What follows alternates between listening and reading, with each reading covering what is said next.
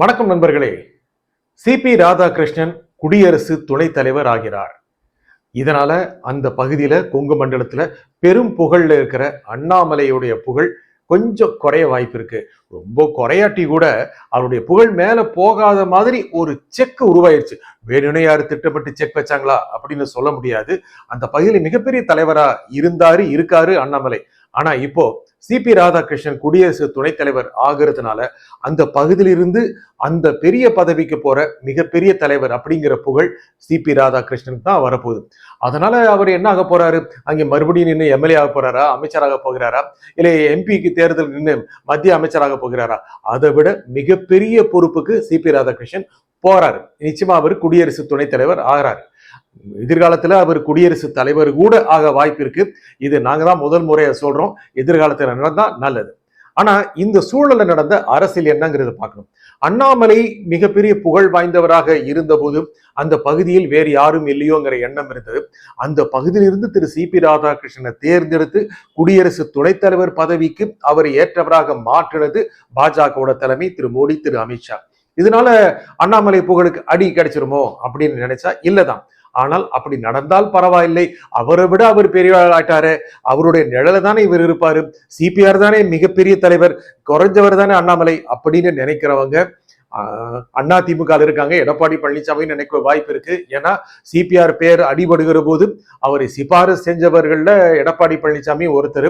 அண்ணாமலை புகழ் கொஞ்சம் அப்படியே இருக்கட்டுமே, ரொம்ப பெருசாகாம ஒரு செக் இருக்கட்டுமே அப்படின்னு அவர் நினைச்சிருப்பாரு. ஏங்க, பாஜகவிலே நிறைய பேர் அப்படிதாங்க நினைப்பாங்க. ஏன்னா அண்ணாமலை வந்தபோது மிகப்பெரிய புகழ் இருந்தது. அவர் என்ன நினைச்சாரு? ரஜினி கட்சி ஆரம்பிப்பாரு, அதுல போய் சேர்ந்துடலாம் அப்படிதான் அவர் இருந்தார். ரஜினி எங்க கட்சி ஆரம்பிச்சாரு, அதனால பிஜேபி பக்கம் வந்துட்டாரு அப்படின்னா நான் வந்து குறைச்சு சொல்றேன்.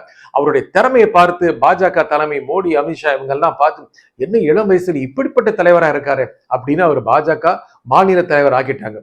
யார் இந்த அண்ணாமலை அப்படின்னு பாஜகலே கேட்டவங்களா இருந்தாங்க. ஆனா வந்த கொஞ்ச நாள்ல அடிச்சு தூள் கிளப்பிட்டாருங்க. அவர் பேசின பேச்சு, அடிக்கிற கிண்டல், இதெல்லாம் டெய்லி அவர் செய்தி ஆயிட்டாரு. டெய்லி அவருடைய செய்தி தான் பரபரப்பா பேசப்பட்டது. எல்லா ஊடகங்களையும் சரி, இல்ல சமூக ஊடகங்கள்ல, யூடியூப்ல, பேஸ்புக்ல எல்லாம் அவரை பத்தி தான் பேசினாங்க. ஆளுங்கட்சியை போட்டு தாக்குனாரு. அவர் பெட்டிலாம் கொண்டு கொடுத்தாரு. பெரிய ஊழல் பெட்டி நிறைஞ்ச ஒரு ஃபைல் நிறைஞ்ச பெட்டிலாம் கொண்டு போய் கொடுத்தாரு. பெரிய மாற்றத்தை கொண்டு வர போறாரு அப்படின்னு எல்லாம் அவரை போய் பார்த்தாங்க. அதே மாதிரிதான் மிகப்பெரிய அளவுக்கான புகழ் கொண்டவரா அவரு மாறினாரு. இந்த சமயத்துல கொஞ்சம் சீனியர்ஸை மதிக்கிறதுல இப்படி எல்லாம் பேச்சு வந்தது. ஒரு தலைவனா அவரு செயல்பட்டாரு. அந்த வகையில் என்ன பண்ணாரு? அதிமுக போட்டு அடிக்க ஆரம்பிச்சிட்டாரு. எடப்பாடி பழனிசாமி அடிக்க ஆரம்பிச்சிட்டாரு. எடப்பாடி பழனிசாமி அதே மண்டலத்தை சேர்ந்தவர், கொங்கு மண்டலத்தை சேர்ந்தவர், அதே பகுதியை சேர்ந்தவர், அதே சாதியை சேர்ந்தவர், அதே சமூகத்தை சேர்ந்தவர். அவரும் கொங்கு வேளாளர் தான். அண்ணாமலையும் அதே கொங்கு வேளாளர் சமூகத்தை சேர்ந்தவர். ஆகையால அந்த பகுதியில வளர்கின்ற இரண்டு பெரிய தலைவர்களாக இவர்கள் ரெண்டு பேருமே பார்த்தாங்க. யார் எதிர்காலத்தில் மிகப்பெரிய தலைவராக பரிணமிப்பார், யார் மிகப்பெரிய தலைவராக வெளிச்சம் தருவார், மிகப்பெரிய ஸ்டாராக நட்சத்திரமாக வருபவர் யார் அப்படிங்கிற எண்ணம் இருந்தது.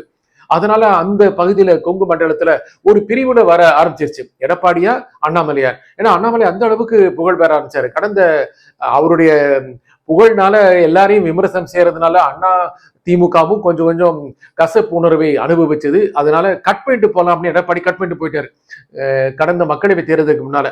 ஆகல அந்த பகுதியில ரெண்டு கட்சிகளும் கடுமையா தோல்வி அடைஞ்சாங்க. மற்ற பகுதியிலும் தோல்வி அடைஞ்சாங்க. ஆனா அந்த பகுதியில கொங்கு மண்டலத்துல ஒன்னா இருந்திருந்தாங்கன்னா ஜெயிச்சிருக்க வாய்ப்பு இருக்கு. இந்த சமயத்துல யார் அங்கு தலைவர் அப்படின்னு இருந்தபோது, சரி அண்ணாமலை இல்லாவிட்டால் தான் பாஜகவோட கூட்டணி அப்படின்னு அதிமுக நினைச்சாங்க. எடப்பாடி நினைச்சாரு. சரி அப்படின்னு அண்ணாமலை ஒதுக்கி தள்ளிட்டு எடப்பாடிய வாங்க அப்படின்னு சொல்லிட்டு கூட்டு வந்துட்டாங்க. கூட்டணி அமைஞ்சது.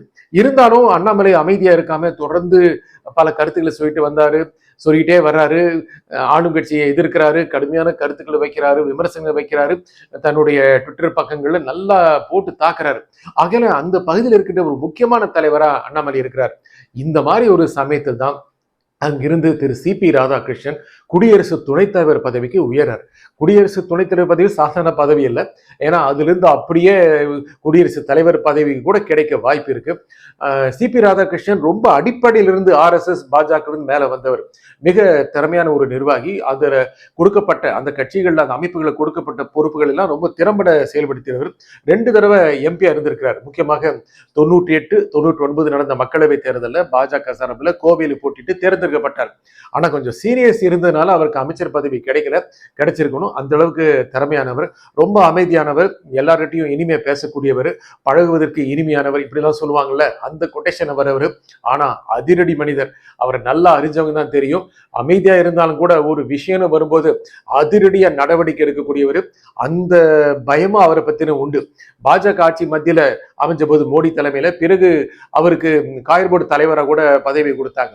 அவருக்கு கவர்னராகவும் பதவி கிடைச்சது. அந்த மாதிரி கிடைச்ச போது ரொம்ப கான்ட்ரவர்சி இல்லாம செயல்பட்டார். உங்களுக்கு நல்லா தெரியும், டாக்டர் தமிழிசை சவுந்தரராஜன் தெலுங்கானா ஆளுநராக இருந்தபோது அங்கேயும் சர்ச்சை வந்தது.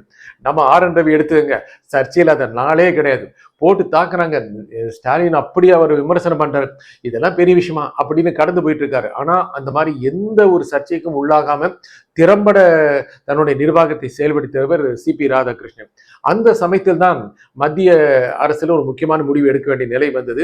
குடியரசு துணைத் தலைவர் பதவியிலிருந்து ஜெகதீப் தங்கர் உடம்பு சரியில்லை அப்படின்னு ராஜினாமா பண்ணிட்டார். பின்னணி என்னன்னு தெரியாது, ஏன்னா ஜெகதீப் தங்கரும் பிஜேபி பின்னணி கொண்டவர் தான். ஆனா அதுக்காக அப்படியே அந்த வட்டத்தில் இருக்கிறவர் இல்ல, கொஞ்சம் முரண்டு பிடிக்கிறவர் தான். தன்னுடைய தனிப்பட்ட கருத்துக்களை அழகா பதிவு பண்ணிட்டு போயிடுறவர். முடியல அப்படின்னா அதை பத்தின புகார்கள் கூட வெளியே சொல்லிடக்கூடியவர்.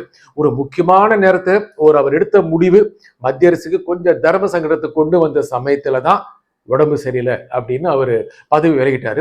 அதுக்காக உடம்பு சரியில்லைன்னு பதவி விலகிறப்ப என்ன சொல்லுவாங்க, அதனால ட்விட்டர் பக்கத்துல நம்முடைய பிரதமர் மோடி ரொம்ப பாராட்டி ஜெகதீப் தங்கர் இந்த நாட்டுக்கு செஞ்ச சேவையெல்லாம் என்ன அப்படின்னு சொல்லி ரொம்ப புகழெல்லாம் கொடுத்து அவர் வழி அனுப்பிச்சு வச்சாரு. இப்ப ஜெகதீப் தங்கர் எங்கே அப்படின்னு எதிர்கட்சியில் கேட்டுட்டு இருக்காங்க. அந்த இடம் காலியான போது யாரை அந்த இடத்துல நிற்க வைக்கிறது அப்படின்னு மத்திய பாஜகவுக்கு மிகப்பெரிய குழப்பமா இருந்தது. முக்கியமாக இந்த மாதிரி சமயங்கள் வரும்போதெல்லாம் அடுத்து எங்க தேர்தல் வருதோ அந்த மாநிலத்திலிருந்து ஒரு ஆளை தேர்ந்தெடுத்தோம்னா அங்கே கொஞ்சம் நல்ல புல்லு கிடைக்குமே அப்படின்னு எப்பவுமே பிஜேபி நினைக்கும்.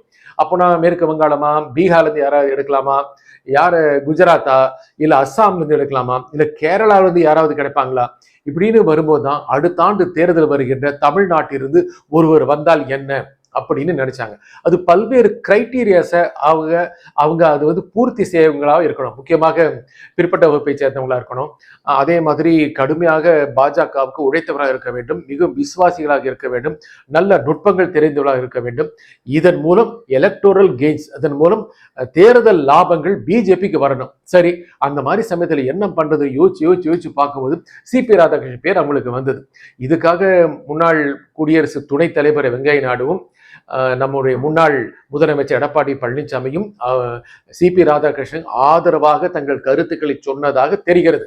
அப்போனா அவங்க வரணும் அப்படின்னு வெங்கைய நாயுடு நினைச்சிருக்காரு. அவர் நீண்டகால நண்பர் எடப்பாடி பழனிசாமி அதனால தான் நினைச்சாரு. ஏன்னா தன்னுடைய சமூகத்தை சேர்ந்தவர், அவர் வந்தார் அப்படின்னா பிஜேபிக்கு லாபம், தனக்கு லாபம். அது ரொம்ப முக்கியமான விஷயம். பிஜேபி என்ன நினைச்சு அப்படின்னா, இந்த தேர்தல் சமயத்தை அங்கே வைக்கும் பொழுது அவர் வர்றாரு, சிபி ராதாகிருஷ்ணன் இங்க வர்றாரு அப்படின்னா தேர்தல் பணியில ஆட்ட மாட்டாரு, யாருக்கிட்டையும் கட்சி சார்பான நடவடிக்கைகள் எடுக்க மாட்டாரு. ஆனா வர்றாரு, அவர் திருப்பூர் வர்றாரு, கோவை வர்றாருன்னா எவ்வளவு பெரிய நியூஸ், எவ்வளவு பெரிய ஒரு விஷயம். இதுவே அப்படியே போய் மக்கள் போய் கொத்து கொத்த போய் பிஜேபி போட்டுருவாங்க அர்த்தம் இல்ல. ஒரு நன்மதிப்பு, ஒரு குட்வில் உருவாகும் அங்க இருக்கிற மக்கள் கிட்ட, கொங்கு மண்டலத்தில் இருக்கிற மக்கள் கிட்ட, ஏன் தமிழ்நாட்டிலேயே ஒரு குட்வில் பிஜேபி மேல உருவாகும். ஏன் பிஜேபி நம்முடைய மாநிலத்தை சேர்ந்த, நம்ம கொங்கு மண்டலத்தை சேர்ந்த ஒருவரை உயர்ந்த பதவிக்கு நியமித்திருக்கிறதே, அதற்கு தேர்ந்தெடுத்திருக்கிறதே, ஒரு உயர்ந்த பதவி கொடுத்து அழகு பார்க்கிறதே, இப்படி எல்லாம் நினைக்கும் போது அவர் பக்கம் ஒரு மனம் மாறக்கூடிய வாய்ப்பு ஏற்படும். இதனால அப்படியே ஒரு 10% ஓட்டு போயிடும் அப்படிலாம் இல்ல. கொஞ்சம் கொஞ்சமா மனம் மாறக்கூடிய வாய்ப்பு இருக்கு. அவர் வர்றாரு, 4 பேர்கிட்ட பேசுறாரு, பெரிய பெரிய தலைவர்களை பாக்குறாரு, கோவை வர்றாரு, திருப்பூர் வர்றாருன்னா எல்லா கட்சிக்காரங்க அவரை பார்ப்பாங்க, எல்லா சார்பு மக்களும் பார்ப்பாங்க. இருந்தாலும் பிஜேபிக்காரங்க கொஞ்சம் நெருக்கமா இருக்க வாய்ப்பு இருக்கு. இதெல்லாம் வச்சு பார்க்கும்போது ஒரு புல்லிங் ஃபோர்ஸா, ஒரு இழுக்கும் ஒரு ஆற்றல் கொண்ட ஒரு மனிதரா நிச்சயமா சிபி ராதாகிருஷ்ணன் இருப்பார். இந்த மாதிரி சூழல் வரணும் அப்படின்னு தான் எடப்பாடி பழனிசாமியும் நினைச்சிட்டு இருந்திருப்பாரு. நடக்கும்னு எதிர்பார்க்கவே இல்லை, ஆனா நடந்துருச்சு. ஏன்னா அங்கிருந்து ஒரு பெரிய தலைவர் வரும்பொழுது அங்க இருக்கின்ற முக்கியமான தலைவர் யார்? முன்னாள் முதலமைச்சர் எடப்பாடி பழனிசாமி. ஓகே, அப்போ அடுத்த தலைவர் யார் அப்படின்னா நிச்சயமா சிபிஆர் தான் சொல்லணும். அதை விட பெரிய பதவி, அதை விட பெரிய பொறுப்பு. அவர் 5 வருஷம் பதவி காலம் இருக்கு. நடுவுலயே அவர் குடியரசுத் தலைவர் ஆனார் தான் அந்த 2 வருஷம் இருக்கும். அப்படின்னா ரொம்ப பெரிய பதவி கொண்டவர் அங்க இருக்காரு அப்படின்னா அது பிஜேபிக்கு ஒரு லாபம். தன்னுடைய சமூகத்தை சேர்ந்தவர்கள் பிஜேபிக்கும் ஒரு லாபகரமா இருப்பாங்க, தனக்கும் தன்னுடைய கட்சிக்கும் அப்படின்னு எடப்பாடி நினைப்பாரு.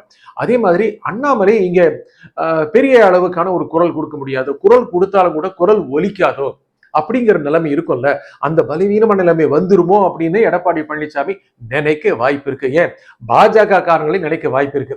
ஏதோ அந்த லெவல்ல கட் டு த சைஸ் இங்கதான் இருப்பாரு அண்ணாமலை அப்படி நினைக்க வாய்ப்பு இருக்கு. அண்ணாமலை என்ன அப்படியே இப்போ ஒரு 70-80 வயசு ஆயிப்போச்சா, அரசியல் ஓய்வு போறாரா? இல்ல, அவருக்கு நீண்ட அரசியல் வாழ்வு இருக்குங்க.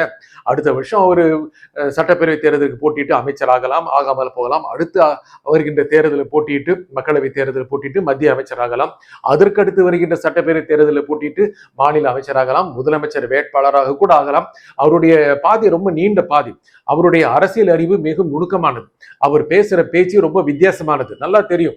நிறைய அவரு நோட்ஸ் எல்லாமே பேசுறாரு, ஆதாரம் எல்லாம் பேசுறாரு, வாய்க்கு வந்தெல்லாம் பேசுறாரு. இதெல்லாம் விமர்சனங்கள் இருந்தாலும் கூட அவர் பேசுற பேச்சு மிகப்பெரிய அளவுக்கான சர்ச்சையாகுது. ஒரு அரசியல்வாதிக்கு என்னங்க வேணும்? சர்ச்சை தானே வேணும். சர்ச்சை நாயகனாக அண்ணாமலை மிகச் சிறந்த அளவுக்கான பணியாற்றினார். அவர் இருந்தபோது 3-4% பாஜக நிச்சயமாக 10-11% அளவுக்கு வளர்ச்சி அடைந்தது. யாரும் மறுக்க முடியாது. அடுத்து என்ன பண்ண போறாரு அவருக்கும் தெரியும். ஏன்னா அவரும் பாராட்டி இருக்கிறார். அவருடைய ட்விட்டர் பக்கத்துல நிச்சயமா அவரும் அவருடைய எக்ஸ் தளத்துல அவரும் பாராட்டி இருக்கிறார். என்ன பாராட்டி இருக்கிறார்? சிபிஆர் இந்த மாதிரி உயர்ந்த பதவிக்கு போனது மிக மகிழ்ச்சி அப்படின்னு பாராட்டி இருக்கிறார். இருந்தாலும் ஒரு தேர்ந்த அரசியல்வாதியா தன்னுடைய உயரம் என்ன என்று நிர்ணயிக்கப்பட்டு விட்டது தற்காலத்தில் அப்படின்னு அவருக்கு நல்லா தெரியும், மற்ற கட்சிகளுக்கும் தெரியும். இருந்தாலும் சிபிஆர் தேர்ந்தெடுத்தது அப்படிங்கிறது ஒரு மிகப்பெரிய விஷயம். அண்ணாமலையுடைய சைஸ் இப்போதைக்கு அதே லெவல் இருக்கு. கொஞ்சம் பெருசா வராத அளவுக்கு ஒரு செக் உருவாயிருச்சு. ஆனா எதிர்காலத்துல என்னென்ன நடக்கும்னு நிச்சயமா சொல்ல முடியாது. மீண்டும் சந்திப்போம். நன்றி, வணக்கம்.